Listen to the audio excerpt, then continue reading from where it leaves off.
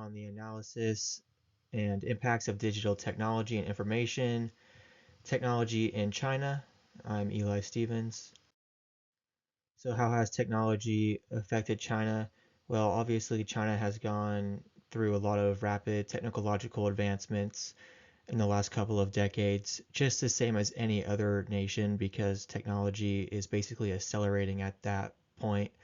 And really, China is competing for dominance in the area of AI and chip manufacturing with the USA. To get an idea of the economy of China and how that relates to the world, here is a chart. As you can see, while China's economy may only look like 20 trillion on paper, in reality its economy is much larger than that of the United States in terms of their actual production capacity, because it's actually much larger than the US in terms of, just production of items and things. For understanding its role in, the politics of China, how information technology is affecting, their politics, it is important to think about the ways in which they have really used AI to control the narrative on a variety of issues. And that's why I'm looking at, how they use DeepSeek, the things that they're allowed to talk about, what things are taboo, and obviously Tiananmen Square is something that you're not supposed to talk about in China, and it is framed as Western propaganda.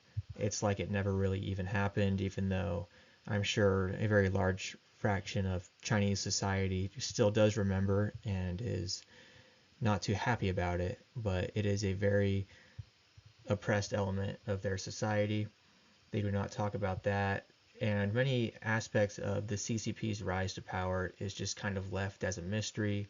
The Great Leap Forward famines are all taboo. Just everything about the rise of the CCP is kind of suppressed because it is important for their narrative to not talk about it so much.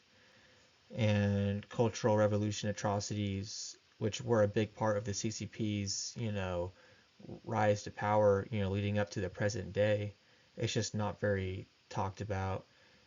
Mao, who was a key figure in CCP politics, he's just framed as a positive superhero basically.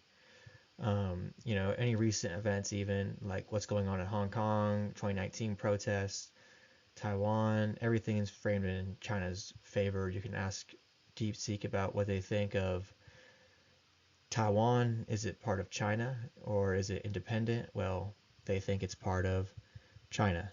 One China policy.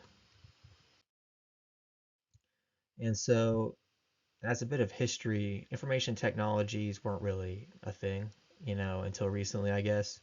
At the beginning of the CCP's power, until the 1960s, personal files were all just, paper files, and, they documented political loyalty. Then you have, you know, communication systems being implemented later on, and the radio system was tightly controlled and used for propaganda, of course.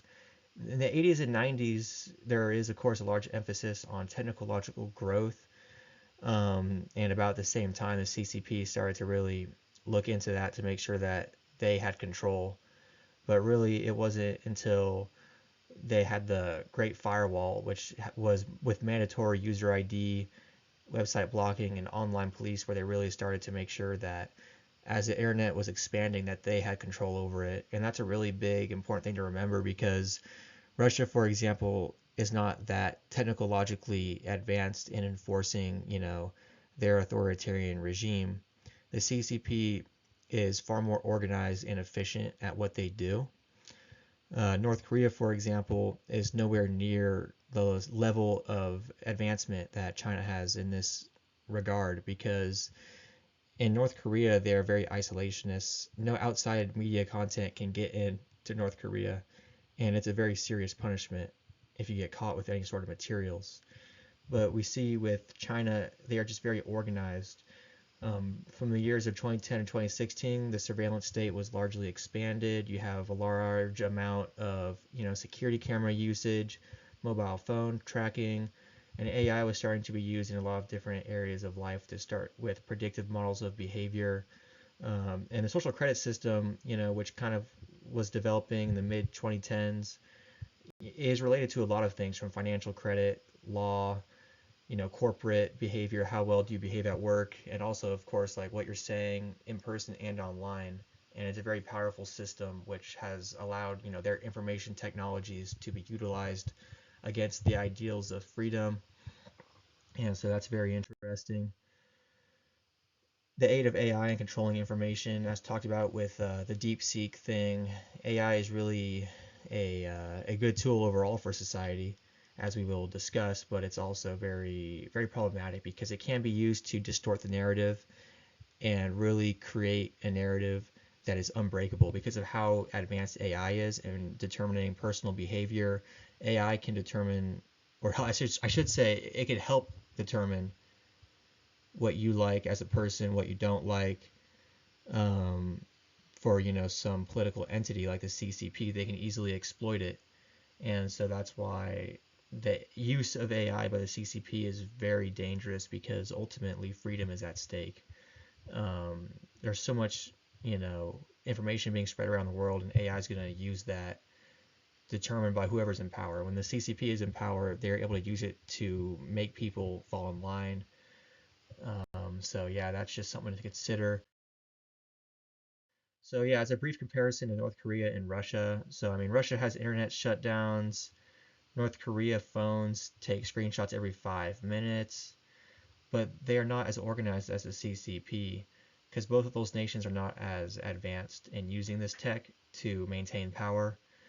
And when it comes to North Korea, they are very isolationist, and they may not be as advanced with the technology, but they will make sure that if you are caught with, some foreign, television program, then you're going to get in big trouble for it.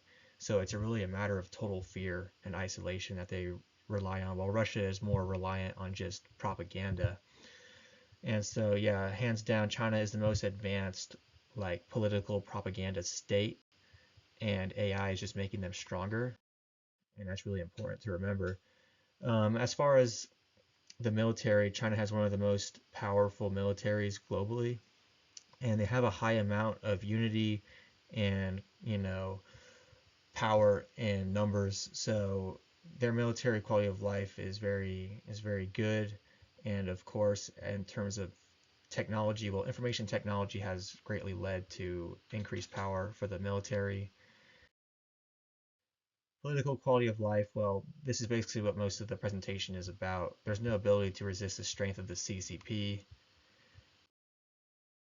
Ecological quality of life, well, information technologies have contributed more sustainable development. Economic quality of life, well, data has definitely helped to reorganize the economy in a good way. Obviously, just decades ago, most of their population was living in poverty. Now it's not. And this is largely due to the centralized government being able to use data effectively. The cultural quality of life, and of course, I mean, this is less related to technology, so I'll keep it short. Like, they basically oppress people, and the technology they have in terms of information technology makes it much easier for them to determine how to oppress people, who people are, and how to maintain a narrative on why people need to be oppressed. And so that's really important to remember about, technology in that regard. The information that China has is often exploited.